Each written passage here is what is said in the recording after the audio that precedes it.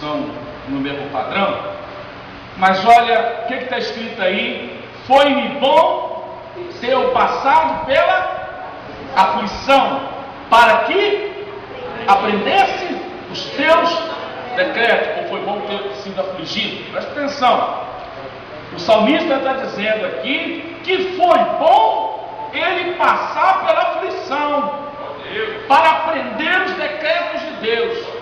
Em outras palavras, foi bom eu passar na moenda, foi bom eu passar pelo deserto, foi bom eu passar pelo aperto, foi bom eu passar para eu aprender. Não é? Aí eu vou lá para Romanos 5.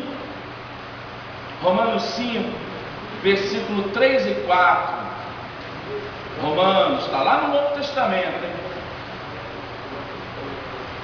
Achamos? Amém. Como é que começa o versículo? E não somente Isso. mas Também nos gloriamos nas próprias tribulações, sabendo que a tribulação produz perseverança, e a perseverança, experiência, a experiência, esperança. Olha que coisa curiosa que Paulo está dizendo. Ele está dizendo que eu tenho que ficar alegre, gloriar pelas tribulações. Não tenha medo de falar não, pode dizer pelas tribulações. Eu tenho que me alegrar pelas tribulações, porque ela vai produzir perseverança, e a perseverança, experiência, e a experiência, esperança. Por que eu estou dizendo isso? Porque nós não somos barros nas mãos de Deus? Amém? Amém. O pessoal já está meio amém, já está assim, irmão, quer queira, quer não, você está. Todos estão. Agora eu vou mostrar para vocês 4 coisas que acontecem com a preparação de um vaso quando ele é barro. Depois eu vou voltar. Ele é amassado, ele é quebrado, ele é queimado e ele é feito de novo. Ele é amassado. Não vou quebrar o corpo não, tá? Amassado. Pressão de Deus na nossa vida. Resistência. Vamos ver se você aguenta mesmo. Sendo ali amassado. Deixar Deus amassar. O pessoal canta, mas nem sabe. Olha, ele está cantando para Deus aí. Amassa mesmo. Amassar, pressão. Olha os textos que a gente leu ali. Depois, quebra. Eu fui buscar essa palavra, quebrar. Ela tem a mesma origem da palavra quebrantamento. Quebrantar, quebrar, fragmentar. Quando Deus nos quebra, é difícil, é complicado. Mas quando é Ele que está quebrando, Ele sabe por que tem que quebrar. Ele sabe por que tem que fazer isso. Dói, é complicado, etc. A gente está se sentindo assim, esmagado. Mas é Deus que está trabalhando. Estamos nas mãos poderosas dele. Então, por isso que o texto está dizendo ali, não é? Foi bom ter sido afligido, para aprender. Estamos nas mãos do Senhor. E ali Paulo vai dizendo esperança, a tribulação que produz isso, etc, etc. Está dentro desse contexto aqui. Você sendo fragmentado por Deus, quebrado por Deus. E a gente vai olhar a vida de muitos homens na palavra de Deus que passaram por isso, que foram quebrados, que foram amassados. E a gente viu o resultado depois. Está ali, como diz Paulo a Coríntios, como um exemplo, modelo, referência para mim e para você. Outra coisa, o barro, dependendo de como ele está sendo preparado, ele é queimado. Ele é exposto no sol ou num forninho. Deus quer nos marcar. Deus quer nos marcar. Aqui é dor, dói, né? Mas Deus está sabendo o momento certo que você tem que passar por essa dor. Irmãos, o deserto sempre tem um final. O deserto não é eterno, não. Ele pode ser eterno se você desobedecer. Como pousar, então você volta para a escola. Porque Deus não aprova quem não está em condições. Entendeu isso? Na escola de Deus, não tem jeitinho, não tem cola. Eu vou falar com o irmão. Deus vai falar para você, meu filho, volta e começa tudo de novo. Se não for aprovado, você tem que passar de novo. Entendeu? E Deus, é a coisa mais tremenda de Deus vai esperar. Ele vai esperar. Ele vai esperar. Porque você tem que passar por essa marca. Quantos aqui eu poderia chamar aqui e dizer, pastor, já aconteceu isso na minha vida, as decepções. Como eu estava falando para vocês, que essa pregação aqui foi feita na base de choro. Essa semana eu não vou entrar em detalhes por questões éticas, mas sabe quando catraca de canhão é confundido com conhaque de alcatrão? Você está falando uma coisa e a pessoa está entendendo outra. A catraca do canhão, não é? Ou a roda dele ali, é aquela parte que o bicho vai andando assim, quem retratou aquilo ali, é chamado catraca aquilo ali também, catraca. E tem outro dentro do catraca que é o próprio dentro do canhão, mas eu vou confundir, eu estou falando das palavras. De repente eu estou falando assim, aqui, agora nessa aula aqui, irmãos, a catraca do canhão. Aí entrou uma pessoa aqui, não percebeu, Jesus, o pastor está falando de conhaque de alcatrão, vai beber, olha só. A história foi mais ou menos assim. Alguém não sabe como eu falei, levou para outras pessoas e depois foi dito que eu falei isso, falei aquilo, e eu vi que foi uma trama do diabo que me acertou forte, porque eu não brinco com essas coisas, me afligiu, me abateu, porque falou de uma coisa que subentende-se, mas a coisa é outra. Vocês estão compreendendo isso? Vou dar um exemplo aqui clássico para vocês entenderem. Todo mundo aqui vai entender o que eu vou falar aqui agora. Isso que eu vou falar aconteceu. Isso é um fato. Não vou entrar em detalhes para preservar, porque é pessoa conhecida. Isso aconteceu com essas pessoas conhecidas. Uma irmã de uma determinada igreja estava voltando de um culto. O carro da irmã furou o pneu. Eu já contei isso aqui no seminário. E o pastor dela está vindo, coincidentemente, ou jesuincidentemente, está passando a mesma rua que a irmã estava lá, quase meia-noite, tentando trocar o pneu, mas não conseguia. Se você é o pastor da igreja, você viu uma irmã ali, você não vai parar para ajudar a irmã? Claro, você viu que era irmã, parou. E foi ajudar a irmã, ajudou, trocou o pneu, aquela coisa toda. E quando ele está se despedindo da irmã, apertando a mão dela, passou um irmão da igreja de carro. E coincidentemente o carro da irmã quebrou no motel. Aí você já sabe o que aconteceu. E o fofoqueiro passou, tem tamanduá em Guarulhos. Quase que o casamento da irmã está acabando. A cena parecia uma coisa. Não parecia? Mas o fato era outro. Se eu vejo uma coisa dessa, o que eu vou fazer? Eu vou até o pastor. Poxa, pastor, estava passando essa semana ali na rua, vi o senhor ali, um carro da irmã, o pastor na mesma. Eu estava consertando para saber, ou conversar. Mas não, foi destilar o veneno, a fofoca, a maledicência, essa coisa toda.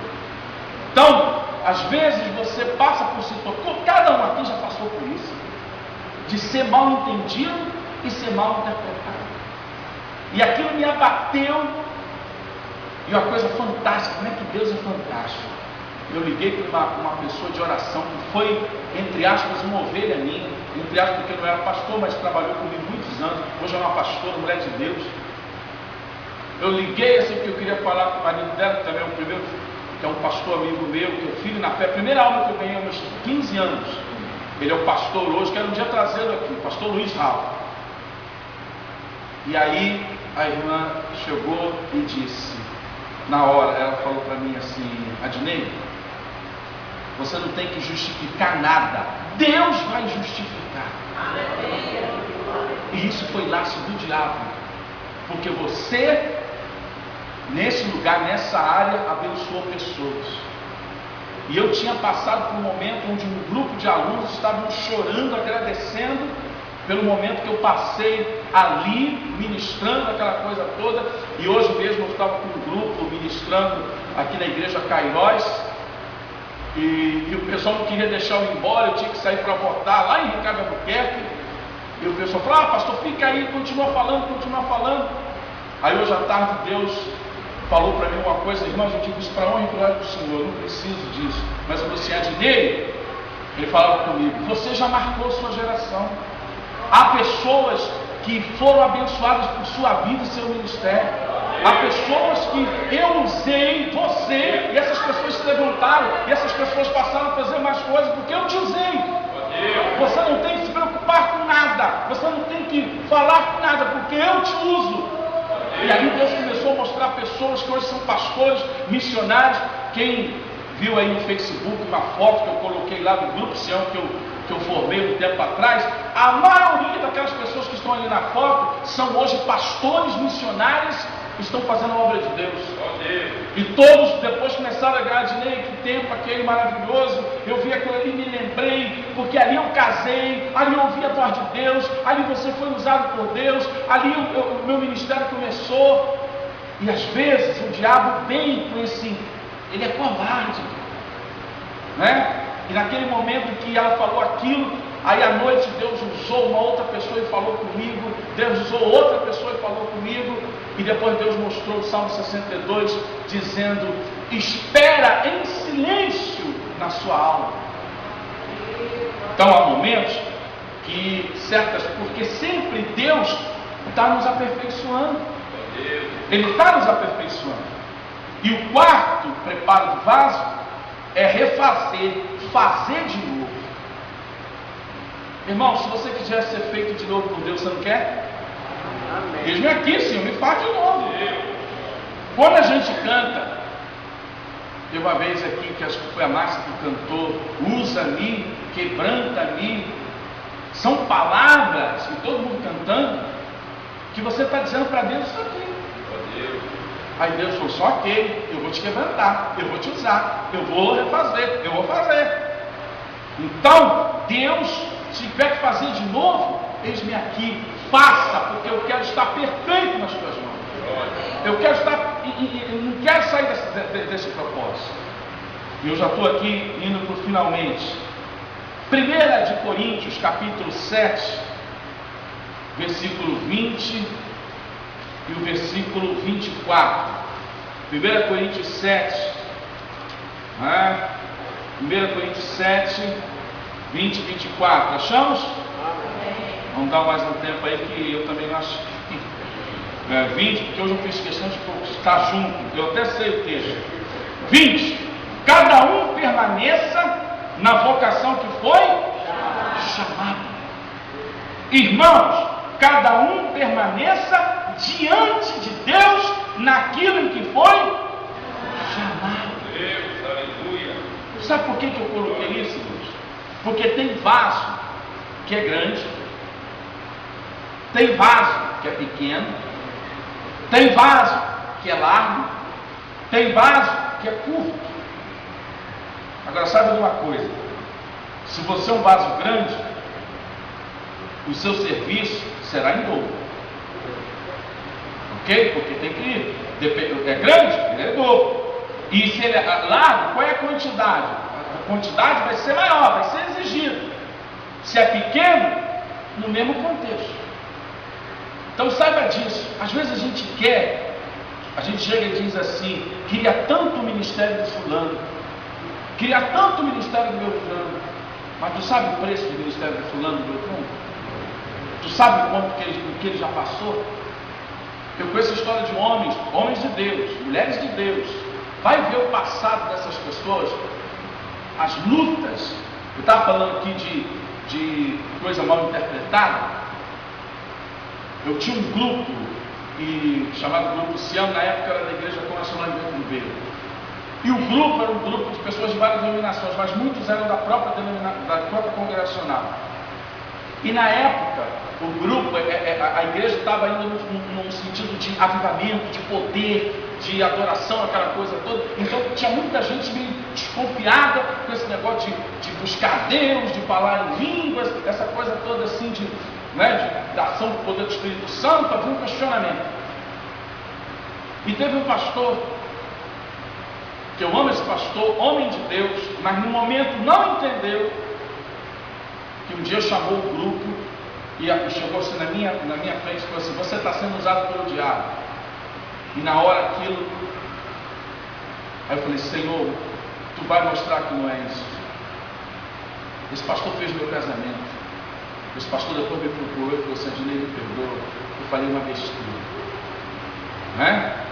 Porque os homens de Deus reconhecem eles e fazem. Os homens de Deus sabem chegar e dizer assim: eu me precipitei, eu pensei uma coisa, era outra. E ele depois fez o meu casamento, me abençoou, Deus o chamou, e para mim foi muito importante na minha vida. E aquilo que aconteceu ali, acabou, não tem nada na minha vida, aquilo foi crescimento. Porque chamaram Jesus de Deus a Deus. E quantos de nós aqui já não foi mal interpretado por coisas? Mas quando você cresce, irmãos, aí está a diferença. Isso passa e você continua. Você não fica ali remoendo aquilo. Tu não fica ali, fica aquela coisa, não, irmão. Lá você já entregou o seu fardo na mão do Senhor e acabou. Ele já entregou outra nas suas costas que é suave, que é leve. Então nós temos que entender. Você quer o ministério do fulano, do Beltrano? Muitas pessoas falam assim: pastor, como eu queria conhecer a Bíblia e essa coisa. Até está disposto a comprar livro, a ler, a passar madrugada, a fazer isso e aquilo outro. Que a pessoa só quer, o benefício, mas não sabe o que está envolvendo ali. Todo mundo quer chegar aqui e ser pastor, mas está preparado para receber ligação 3 horas, 4 horas da manhã? Você é pastor, você tem que atender, você tem que sair. O mesmo liga: pastor, e o pastor tem que ir. Não importa a hora, não importa o lugar, tem que ir no médico, tem que fazer isso, e muitas vezes tem que ir no enterro. Agora, isso a gente não quer, só quer aqui para falar: olha Deus, eu sou o cara da palavra, mas não quer, a parte de serviço que um pastor tem que passar. As pessoas acham maravilhoso ser missionário, mas vai para lá, você levar tapa na cara, ser perseguido, ser preso, torturado. Quer? Não, queria ser missionário lá em Washington, lá na Estátua da Liberdade, evangelizando turista. Oh Senhor, me manda nessa obra.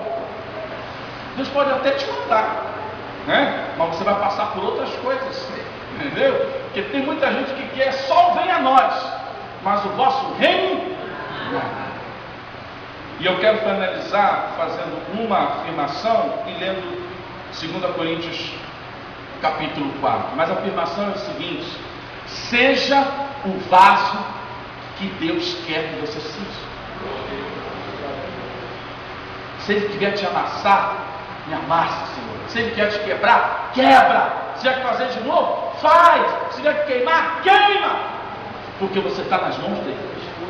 Na mão do diabo não, misericórdia. Mas se você está na mão de Deus, você vai ser um vaso de ouro.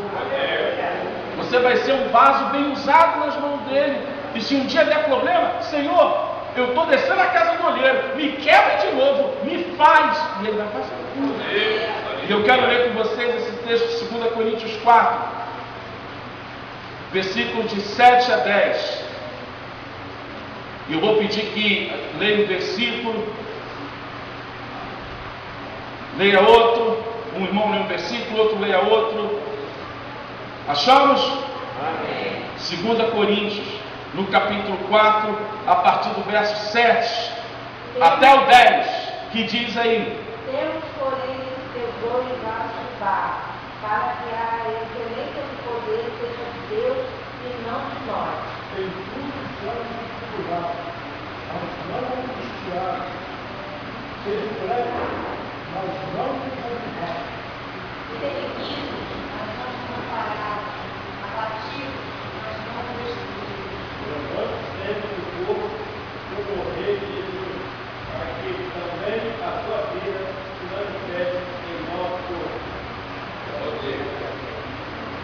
lá?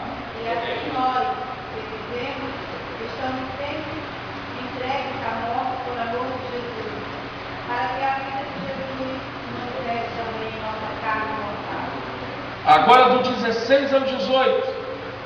Por isso nós falecemos, mas ainda o nosso homem exterior se corrompa, interior, contudo, se renova dia em dia. Porque essa tribulação momentânea nos produz uma medida que supera toda medida, um eterno peso e glória.